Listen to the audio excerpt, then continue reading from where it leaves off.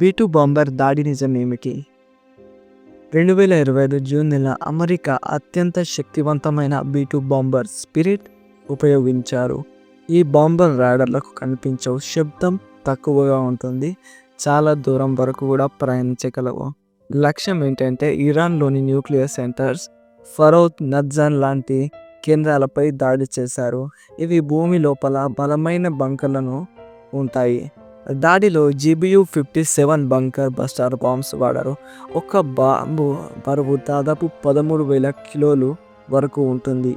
ఇవి భూమి లోపలికి వెళ్ళి లోపల పెరుగుతాయి. లక్ష్యాన్ని పూర్తిగా ధ్వంసం చేసే శక్తి ఈ GBU-57 బంకర్ బస్టర్ బాంబ్స్కి ఉంది. అదే సమయంలో అమెరికా సబ్మెరియన్స్ నుంచి tomahawk మిసైల్స్ కూడా ప్రయోగించబడ్డాయి. ఇది ఒక సమకాలిక దాడి, వాయు దాడి, సముద్ర దాడి కలిసి జరిగింది. ఈ దాడి తర్వాత కొన్ని న్యూక్లియర్ ప్లాంట్స్ పనిచేయడం ఆగిపోయాయి. ఇది అమెరికా నుంచి వచ్చిన హెచ్చరిక. భవిష్యత్తులో ఎవరైనా న్యూక్లియర్ బాంబులు తయారు చేస్తే ఇటువంటి దాడి జరిగే అవకాశం ఉంది. ప్రపంచ దేశాలు ఈ దాడిని గమనించాయి. ఇది ఒక సున్నితమైన దశలో ఉన్న సమస్య. మరో యుద్ధం రావద్దు అని అందరూ ఆశిస్తున్నారు.